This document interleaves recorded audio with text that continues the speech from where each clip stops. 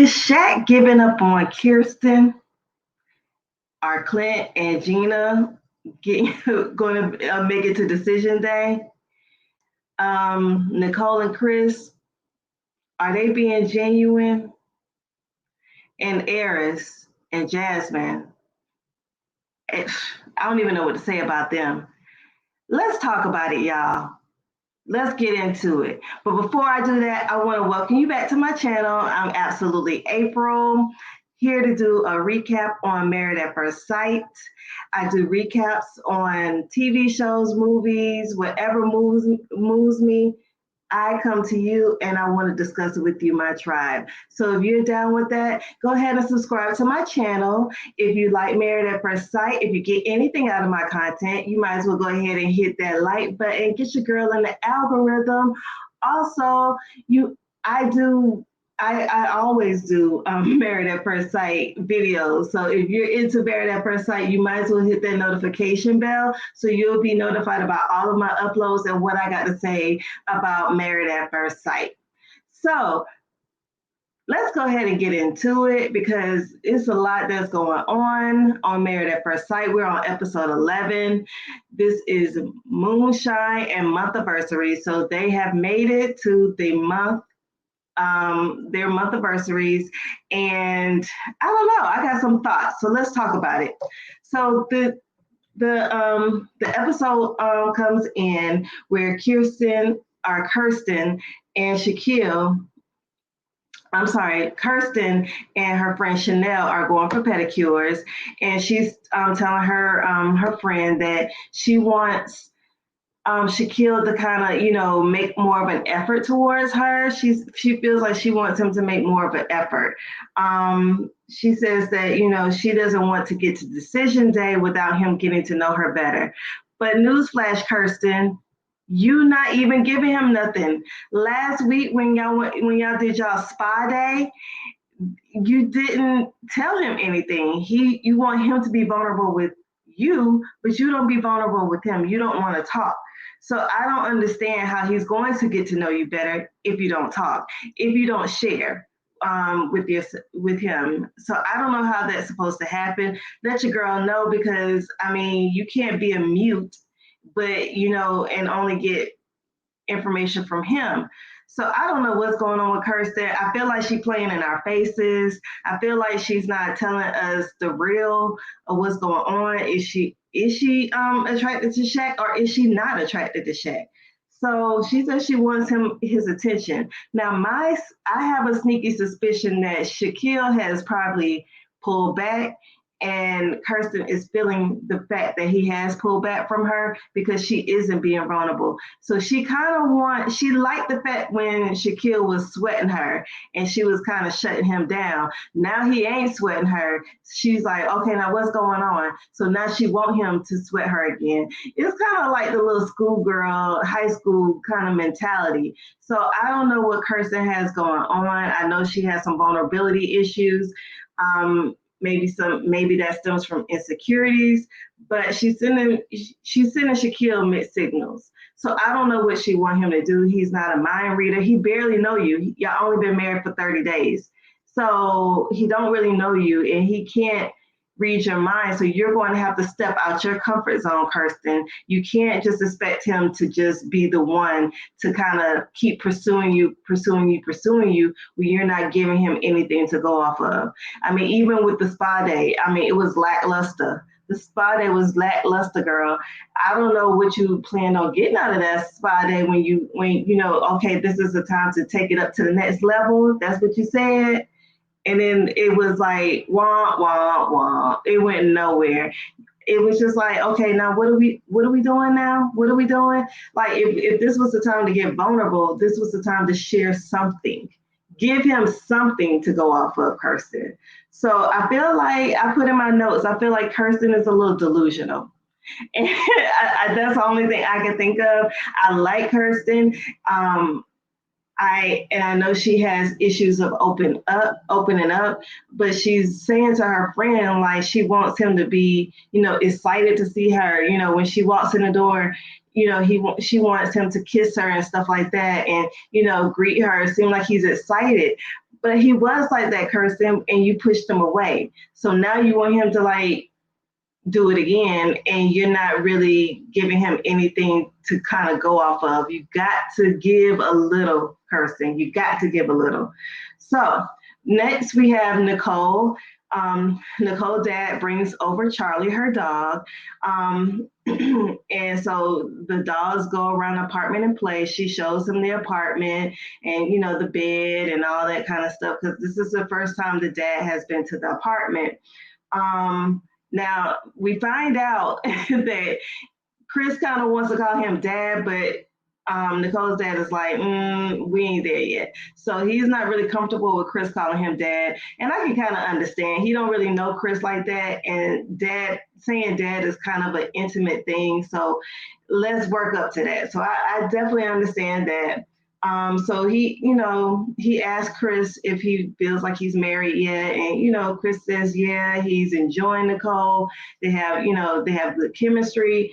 But he, Nicole's dad wants him to, you know, like kind of, if, you know, he wants him to kind of stand his ground with Nicole. He said Nicole can kind of run him over if he lets her. But I feel like everybody is saying this about Nicole, but I'm not seeing it on the video. Comment down below. Are y'all seeing Nicole where she's kind of like being forceful with Chris? Because I feel like she's doing a lot of giving and she's not really getting the same in return. I mean, he's doing a little bit, but he's not doing enough to where I feel like she's doing a lot on her end. So maybe she acted like that in past relationships, but she's not doing that in this relationship. So I feel like Chris comes across as being very docile and very, I guess, what would you say? Like he comes across docile in that he's a pushover, but he's really not, because he knows how to get Nicole to do what he wants Nicole to do. Hence the dogs. Her dog ain't in the house, and both of his dogs are. So I don't know if Chris is as meek and mild as he may come across. But I think that I feel like I want Nicole's side of the family or Nicole's friends to kind of stop saying that she's so forceful and that she can run them over, because she's not doing that. And I feel like that's putting like red flags in Chris's mind, and he's kind of like, okay, like when is that going to happen?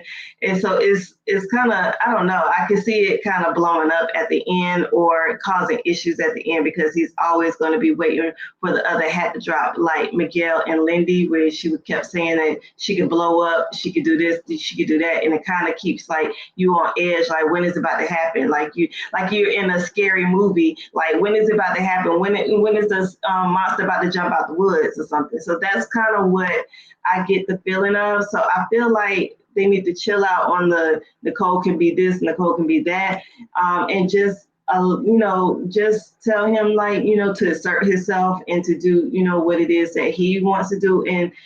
But I really feel like he's getting his way in this marriage. I don't feel like Nicole is getting that much more from him. So I don't know. I don't know how to put it, y'all, but I really feel like Chris is kind of low-key manipulative. He knows how to get his way. He does the crying thing, or, you know, and feels like he's not, you know, like he's so docile that the point where Nicole is so scared to kind of be herself around him, because she doesn't want to run him over and she doesn't want him to say no on decision day. So I feel like she's kind of walking on eggshells and not really being herself. That's what I'm trying to get out. And so Nicole's dad kind of says in the confessional, he wants Chris to kind of have a little bit more of the big D energy. So I don't know, that I don't think that's Chris's personality, but he's getting his way. So there's that. So moving on, Eris is a meeting with his friend Harold. Harold was at the wedding. I remember him. He was one of the groomsmen. So he tells Harold that he hasn't had sex with Jasmine yet. And then he goes a little further and says, again, he's not attracted to Jasmine. And so Harold kind of jokes like, "You get into a marriage just to not have sex," and he was like, "You basically a virgin again." So I'm like, "Oh God!" So it's just like I need Eris to kind of get over the attraction thing because he's telling everybody he ain't attracted to Jasmine. And I know that can't make Jasmine feel good about it. And it's just kind of like it's making him not likable on this show. I've tried to get Eris the benefit of the doubt. I know you can only be attracted to what you are attracted to, but it's just kind of like, okay, let's talk about something else. Because every time you meet with your friend, your so-called cousin Felina, you're always talking about you're not attracted to Jasmine. So it's kind of like you making her feel like she's the ugly girl, and she's really not. She's really sweet, and so he goes on to tell Harold that he needs to get a vibe from Jasmine. He needs to get a vibe. So like, is she a sneakerhead? Is she funny and stuff like that? But Eris, are you funny? Because I mean, the jokes that he says, and his little joking, it comes across as like wah wah wah. He just has the delivery is really dry. So I don't know why he feels like Jasmine has to be like, the one that kind of gets things going, because low key, Eric seems a little boring to me. So this whole sex god that he kind of tries to portray, I'm just not, I'm not getting that kind of energy from him. He just seems a little lame to me. So I don't know. I just don't know. But I really need him to move, like build a bridge and move over this whole narrative that Jasmine, he's not attracted to Jasmine. We got it. You're not attracted to Jasmine. Um she don't have the big booty. She's not curvaceous, but she has a nice shape. She's cute and she's nice, and she's trying to do, make you, she's trying to cater to you, and you just keep saying, "Well, I ain't attracted. Well, I ain't attracted." Well, you're never going to see the goodness of Jasmine if you're still in this mindset that I'm not attracted. I'm not attracted. I'm not attracted. We get it, Eris. You're not attracted.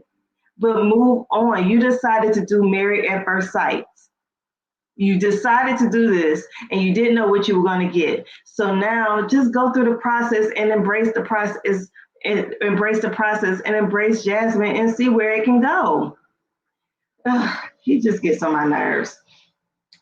So Eric says he wants to, kind of continue to date Jasmine to see if they can get those vibes. But with his mindset, he's never going to see the vibes because he's so negative. He keeps looking at the negative versus like, let me just hang out with her, see what Jasmine likes to do. Let me go in her world and see what it's all about. And maybe, you can kind of get that.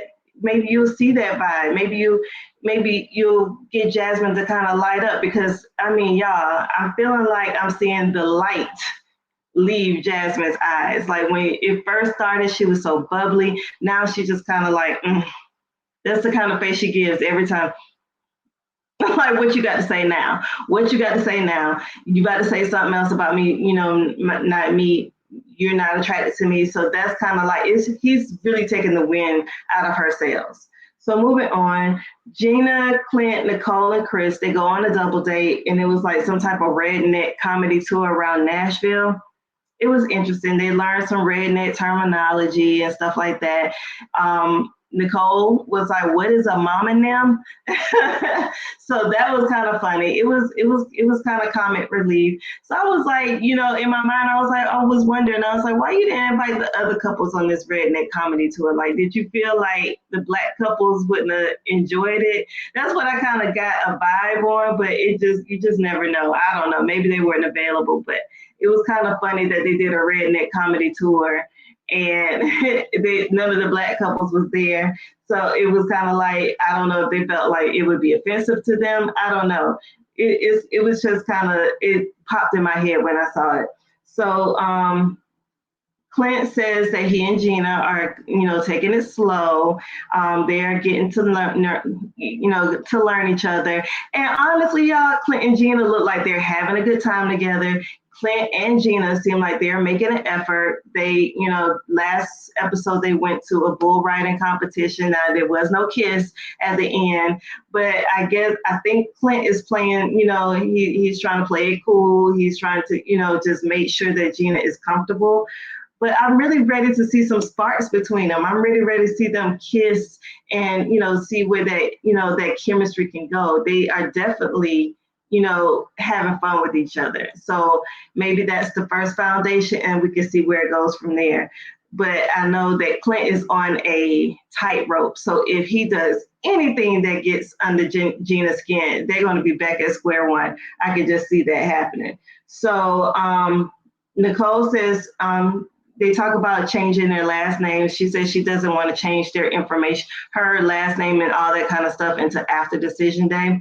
Gina says if past decision day, she probably maybe a year later she'll change to Clint's name, but I don't see that happening. I think Gina is so independent and she's so invested in what she's built so far. I don't know if she's going to be willing to take Clint's name. Maybe if they do make it this far and they do possibly have a baby together, I can see maybe she, and I feel like she's a hyphenate type girl. I think she might hyphenate her name. I don't think she's going to just take, away her identity and just embrace Clint's. I feel like it would be a hyphenate type thing. So moving on, Eris and Jasmine, they go to a rage room. So he feels like, they need to get some of their frustration out. So this rage room was a little small. It didn't have much stuff in it. So I was like, what kind of rage room is this? Like, he must have got this on Groupon or something. But it was definitely, is Groupon still a thing? I haven't done Groupon in a long time. But anyways, it was a very small rage room. So, Jasmine kind of seemed like she was like, trying to get into it, but she didn't seem like she was into just, smashing stuff around. I feel like she's just, I feel like she's checked out with the whole Eris thing. So I don't know, I don't know. I feel like Eris needs to make more of an effort with Jasmine to find out what Jasmine wants to do and find out what she likes. I don't know. I feel like he needs to enter into her world a little bit because everything has been about Eris. And I feel like he needs to kind of go into more of what does Jasmine like to do versus what he wants to do, So Eris encourages Jasmine, just let it all out, girl, let it all out. I would have probably took one of them hammers and, mistakenly hit Eris, like, oh shoot, I had got into the rage room. I didn't mean to, bust in your kneecaps. But yeah, so Jasmine feels, they haven't progressed the way she hoped they would have by this time. And I know, Jasmine, the light is out of your eyes. You are not. This is not what you thought it was going to be. You were ready for a true marriage. You were ready to be a wife, and Eris is just giving you so much pushback. Like, it's just, I can't imagine how she's feeling. I really can't, because this, like, it's like every day it's like somebody telling you that they're not attracted to you. It's off-putting. So now we're at day 30 of marriage. So these are the Monthiverseries coming up. Clint says he has a hangover because with the redneck tour, they went to a moonshine bar and tasted like, there were like 300 and something flavors of moonshine that they tried out. That's a lot of drinking. Moonshine is very strong. I've had moonshine maybe once, and it's strong. Like and it was just one thing of moonshine. So 300 and something flavors of moonshine that they took shots of, I would have been throwing up. So Clint definitely has a hangover. He's trying to get over, he's just trying to get through the day. He's eating cold pizza. He's probably taking seltzer water, all this trying to get himself together because he and Gina have plans to recreate their honeymoon in Jamaica. I kind of I had pause when he said he wanted to they want to recreate their honeymoon in Jamaica because Jamaica didn't end out so well for them. So I guess this is their kind of do-over. So they're going to go to a falls in Nashville. They're going to hike to some type of falls in Nashville. So like they did in their honeymoon. So that's going to be kind of interesting to see how it goes, because if you remember their honeymoon, there was a lot of hiccups just getting to the waterfall in Jamaica. It was a lot going on. And so we'll see how that goes. So Chris ends up surprising Nicole. He has this little toy helicopter, and she comes in, and he showed it. The helicopter lands on this little note and says, let's take it to new heights or something like that. So he's surprising Nicole with the helicopter ride. So Shaquille and Kirsten, they end up going roller skating for their Monthiversary. They look like they're having a good time. Now, I didn't know, and I haven't been to a roller skating rink in a while, but I didn't know you had to wear helmets and knee pads at a roller skating rink. Like, I've never seen that before. So they had on full regalia, helmet, knee pads, and everything at the roller skating rink. And they looked like they were into it. Kirsten said she likes to skate. Shaquille said he likes to skate, but Kirsten was really into it. So it was good to kind of see them dancing and, and rolling around and kind of getting some sort of chemistry together. Kirsten says that when they sit down for their little dinner in the middle of the roller skating rink, Kirsten says that she is enjoying the marriage. And Shaquille says, he feels like they have a bright future.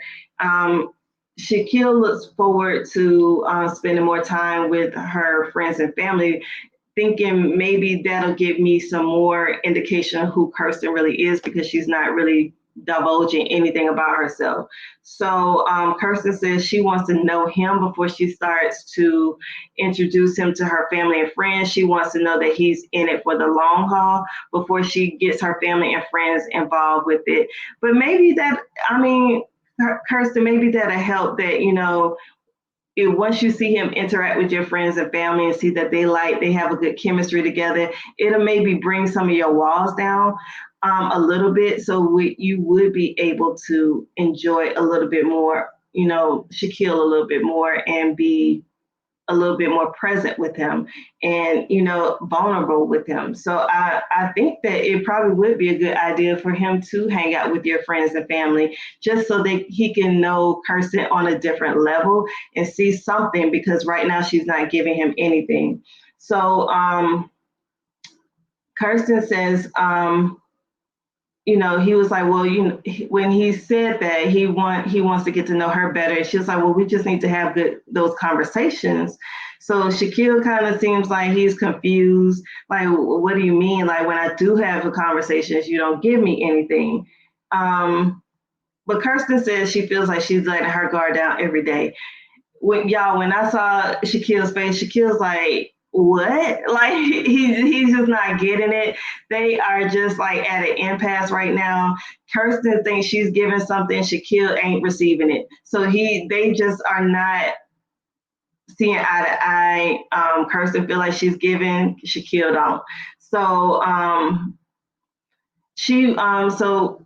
Shaquille is kind of saying, like, I want to make sure, like, I don't want to kind of feel like this at decision day. I want to be able to, make a good decision at decision day. Kirsten is like, well, I'm thinking more of on a lifetime type thing. So she feels like, okay, you're not going to get a whole bunch of information by decision day. She's looking at it at a lifetime, but I feel like I'm calling cap on that, Kirsten, because I really don't think that you have made it past the fact that you're not that attracted to him. So I didn't see you trying to make it past decision day. Honestly, I didn't. And I feel like the whole thing that Shaquille is not being intentional or having intentional conversations with her, he may not be, because, Shaquille has a tendency to kind of be preachy, but you're not really giving him anything. And I feel like that's an excuse that you're giving, that Shaquille isn't being intentional with you, because I feel like if you let go a little bit, I feel like he would ask, because he seems like he's the type of person who would ask a lot of questions. So he would, I don't know if the way he's asking the questions or the way he's trying to get information, if it's off-putting to her, if he's feeling like it's like 20 questions and she doesn't like it. Because I do remember her saying in Jamaica, like she just wants him to just be natural with the conversation. So maybe the way he's asking her questions or the way he's trying to pull information from Kirsten, she finds it off-putting and she shuts down. So I don't know what it is, but Kirsten has to become a little bit more communicative and say what it is that he's doing that is making her shut down, because she feels like she's doing a lot and Shaquille ain't picking up what she's putting down. Okay, so Clint and Gina are hiking. They go hiking to the waterfalls, and it was definitely more smooth sailing than it was in Jamaica. Hank was with them. They enjoyed. Hank is her dog. If y'all don't know, Hank is with them. He's playing around in the water with them. So Clint, I thought this was so cute. Clint ends up like swimming to the other side of the little lake waterfall area. And Hank got upset. He was barking like, "Where you going? Where you going? How you gonna leave me?" So they have definitely, Hank has imprinted on Clint. Clint has imprinted on Hank. Like they are really like if anybody has a love connection right now, it's definitely Hank and Clint. I love the fact that he really likes her dog and embraces it. Like I said before in another review, I feel like they kind of resemble each other. Like I just feel like Hank looks more like Clint's dog than Gina's dog. So it was just funny to see, and that and I thought it was so cute that Clint really and Clint and Hank really are enjoying each other, and Hank really likes Clint. So maybe that'll help bring Gina's walls down with Clint and kind of embrace him more and see where this can really go. She says she could see a future with them, but I don't know. I don't know. I'm not getting a good read on Gina. I don't know if she's just trying to make it to decision day, if she can't get past the whole thick comment, but I really think she needs to get past the whole slender, comment, because it seems like Clint has gotten over the ginger thing. So moving on, Jasmine and Eris, for their Monthiversary, they go to like a little spot. They're looking at the wedding pictures, and Eris says, he refers that Jasmine looks so happy, and Jasmine says that was a happy day. That was a happy day. I got the feel that Jasmine was definitely being a little passive aggressive, and she was like, "Yeah, that was a happy day. We're not happy right now." So Jasmine says that she has been a lot more guarded, and she's just kind of like, I don't know, she's just in a weird space with Eris. And like I said before, I really think it's because Eris keeps saying every time, he's not attracted, he's not attracted, he's not attracted. And I think he's just really wore her out with that, and it's really just, she's not seeing it for Eris right now. So they read their vows, and Eris did say in his vows that he would make an effort every day. So Jasmine kind of throws it back on him. Do you think you've been making an effort every day? And he says he hasn't. He hasn't been making an effort every day with her, and it just hasn't. He said, marriage is hard. He was making all these excuses about why he hasn't been putting forth the effort. This is new, and blah blah blah blah blah blah. Wah wah wah. Eris, you just ain't been putting in the effort because you are not attracted. That's the reason why. So Jasmine tells him that I hope you start putting in the effort, and I would like to see more of an effort, and I hope that changes. So we'll see, y'all. I don't see it happening. Eris just wants what he wants. He comes across as very selfish, in my opinion. So Nicole says that she likes the way Chris makes her feel special. They're on their way to the helicopter ride. So once they get to the helicopter, Nicole looks really nice in her dress. They look like a very handsome couple, very cute couple. So they ride around Nashville, and I did notice that she keeps grabbing his hand and holding his hand. And Chris did say he gets tired of the hand holding thing. So I kind of chuckled at that, because she she grabbed his hand and all that kind of stuff. So they rode around Nashville. Nothing to see there. It was nothing much.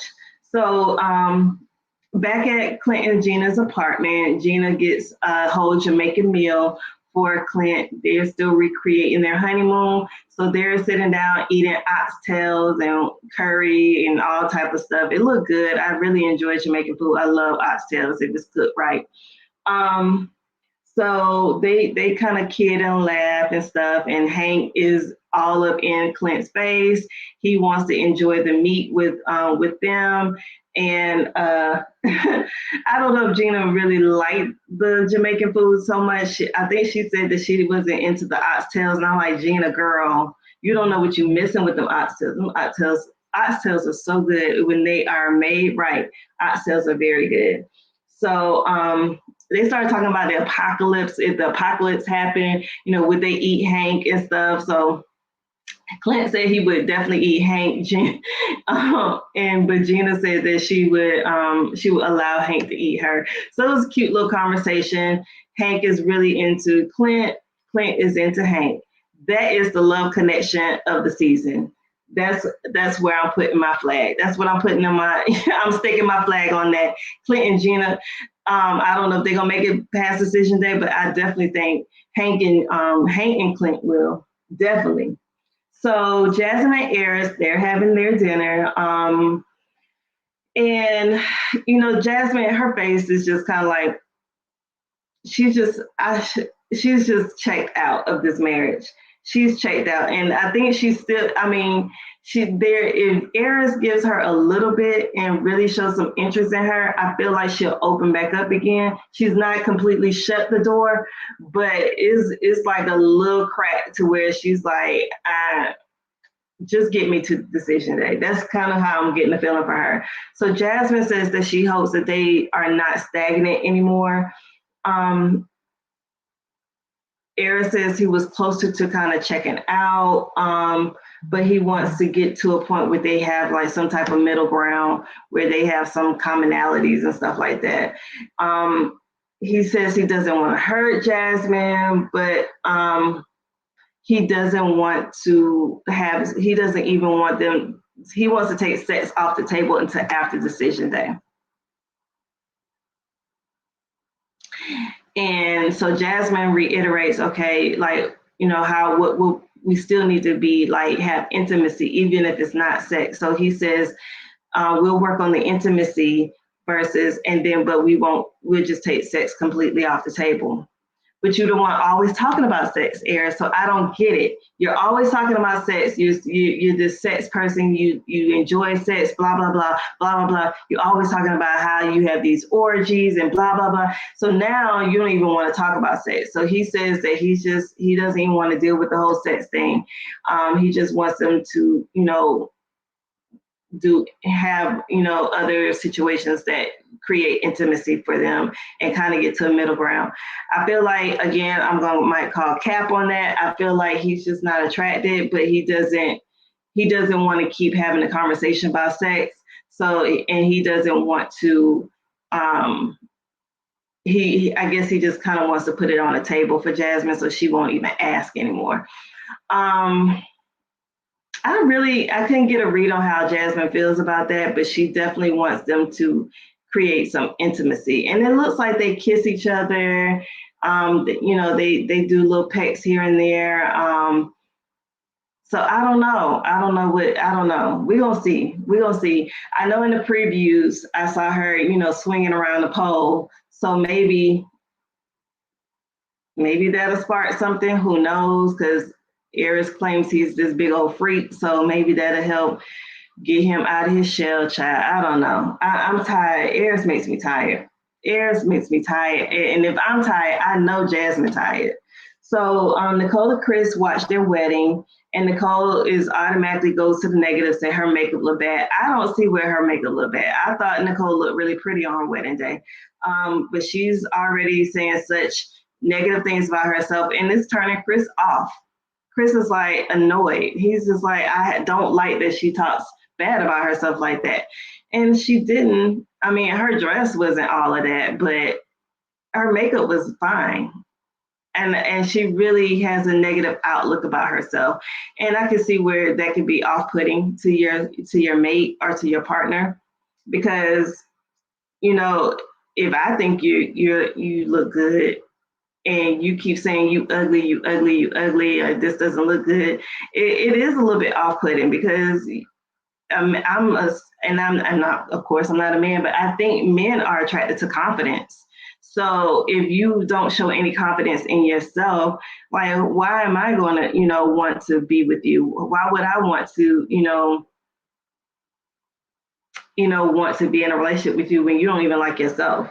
So yeah, Nicole, you need to pull back on that, and you definitely need to get some therapy about how you feel about yourself, because you do not have a good outlook on yourself and how you view yourself. It's kind of sad, because I feel like she's a pretty girl, and but that can kind of be, that can make you feel bad. If I mean, Chris is, if you keep telling Chris that you ugly, he's gonna end up thinking you ugly. So we're at day 31 of marriage, and all the couples get together to celebrate their Monthiverseries together. They get in a nice little limo, a little party bus type thing situation. They all are dressed up, and I mean, everybody looks nice. I mean, Kirsten, girl, that green dress you was wearing, that dress. Kirsten has the perfect shape, in my opinion. She is thick in all the right places. She's curvy. She looks good. Her makeup looks good. She is so pretty. I love, how Kirsten dresses. She dresses according to her figure. She just really always looks nice. If anything, Kirsten's gonna look nice. Now she might not tell you anything about herself, but she gonna look good. So they head to dinner to celebrate the 1 month anniversaries. So they so they're joking each other. So they were talking about Clint, and about him being in the Boy Scouts or something. And they were like, "Was that in 1977?" And Clint was like, "I was born in '81." And I said before, Clint looked older than what he says he does, and I don't know if it's his haircut or what. I'm lighting this off. I don't know if it's his haircut or what, but he do look a little bit older than 40. He definitely looks a little bit older than 40. So the couples talk about their anniversary, and they talk about her, Clinton, Hank bonding. Let me see. Let me get this. Okay, maybe that helps. About Clinton Hank bonding. So I was like, yes, they are definitely bonding. Nicole asked, so Nicole jumps right on in. She was like, well, Clinton Hank are bonding. Gina, are you and Clint bonding? And so, yeah, I think it kind of threw him off, because it was like, it seemed a little shady. But, they say, yeah, we're bonding, taking it slow, trying to get to know each other, and, just enjoy each other. So they took that on the head. I don't know, Nicole felt like I don't know if Nicole just feels like her and Chris's marriage is like non-problematic. So that's why she wanted to be in everybody else's conversation, or find out about them. I don't know, but she was definitely inserting herself in everybody's relationship. So then Nicole ends up, she was like, speaking of bonding, how are you? She sets her sight on Eris and Jasmine, asks them how their bonding is going on. And Jasmine says she is attracted, and she's waiting on him to see, if his attraction grows. And if it does, great. If not, it is what it is. So Nicole says Eris, needs to treat Jasmine like a wife instead of just a friend. Like I said, Nicole got a lot. She got a lot to say about everybody's relationship. So Gina, tries to encourage them, because she knows how her and Clint was with the attraction thing. So she said, just continue to keep moving forward. So thank you, Gina, for the encouragement, instead of just nitpicking like Nicole seemed like she was coming across. So Eris ends up, turning the tables, and he was like, again, talking about sex, he asked Nicole and Chris, well, is married sex different from single sex? Like, You done took sex off the table in your relationship, sir. So why are you inquiring about sex in anybody else's relationship? Like, shut up, Aries. Like, that was just the stupidest question. So Nicole asked Kirsten, how they are. She's like, once she answered the question, she was like, we're getting to know each other. We're in it for the long haul, blah, blah, blah. So she said, speaking of sex, we all should be kissing at this point. Kirsten, how's it go with you and Shaq? I know y'all kissing at this point, aren't you? And so Kirsten's like, no. And so it was kind of like, girl, Nicole, kind of chill out. You was coming in hot. You are coming in way too hot. So Nicole asked Kirsten, well, is the bald head turning you on now? And she was like, Kirsten's like, I'm getting used to the bald head, and she feels like they only have, so when they're asking about their connection, Kirsten said, I feel like, it's just a little bit. And so Shaquille feels like, well, I feel like we do have a connection. So I could tell Shaquille was kind of thrown off about that because he was like, I think, we have a connection, but you come into the couple something totally different. So Shaquille feels like, his patience is kind of wearing thin. Chris says, being overly communicative helps. I don't know why Chris and Nicole feel like they are the gurus of relationship right now because y'all ain't all that. Y'all ain't all that. And I feel like y'all sweep a lot of stuff under the rug because Chris definitely ain't saying some stuff that he want to say. He says it in the confessional, but he don't tell Nicole that. So there, how about you be overly communicative? So Kirsten says, it takes time, but Nicole reiterates, well, it's been a month. So I don't know what's going on. But I do like the fact that, Nicole is kind of pushing Kirsten a little bit because we don't know what is going on in Kirsten's head. So they get back to the apartment. Like I said, Kirsten looks beautiful in her green dress. They sit on the couch. She, puts her legs up to get, to have Shaquille take off her shoes. So I see little cute moments with them, but I don't know if Kirsten is just playing it up for the cameras because Shaquille be really confused when she does do something. So he seems really confused. Shaquille says, he was thrown off by the answer about their connection and about having, chemistry. Kirsten says, well, I want you to check in, more. And Shaquille's like, well, why you just can't tell me? And she was like, but if I don't tell you, I need you to check in and ask. She said, I ask you, Shaquille, why don't you ask me?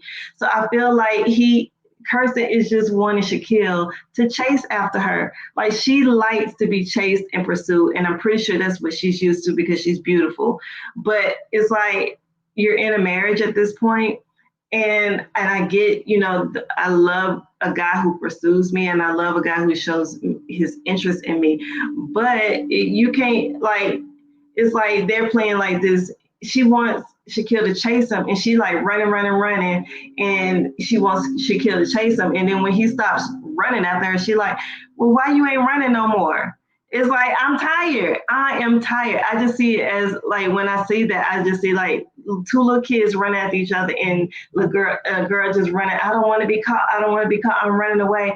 And then once the little boy gets tired, he's like, I don't want to run no more. I'm tired of running after you, Kirsten. And that's where I feel like Shaquille is. I'm tired of running after you. Like you have to, if you want me to catch you, you're going to have to slow down. You're going to have to let me catch you. Because, because I think like he's been so adamant about not making her feel uncomfortable and stuff like that. And it's just like, you're going to have to get uncomfortable. Shaquille, if you want to make a move on Kirsten, you're going to have to make a move on Kirsten. You're going to have to, kiss her. You're going to have to make her kiss you because she's not going to just do it. So he asked, so since she says that he doesn't ask intentional questions, he asks her, he throws it back on her. Well, how are we? She's like, well, we could communicate better and our intimacy could be better. So again, I feel like she's throwing it back on Shaquille. She wants him to do it. She's not going to do it. So Shaquille feels like everything is on her time, and he doesn't understand why she still has a guard up. Like everything has to be on her timing. So, and I see where it is. I see how he feels about that. But I just feel like Kirsten just wants the pursuit. She wants the thrill of the pursuit. She wants to feel like he's sweating her, and now he's not giving her that feeling. So now it's making her a little bit uneasy. So that's where they are. That's the end of the episode. We're gonna see what's gonna happen next. It looks like they may be doing some intimacy stuff. So we did get a kiss. I did see that Kirsten sat on Shaquille's lap and she did kiss him. So we're there with the kissing. So I wonder if Shaquille feels like Kirsten is a bad kisser because it didn't look like a bad kiss. We gonna see, y'all. So if you made it this far and you got anything out of the content, go ahead and hit that like button for your girl. Get me in that algorithm. Also subscribe. I do a whole bunch of reviews and of some of the popular shows that's out.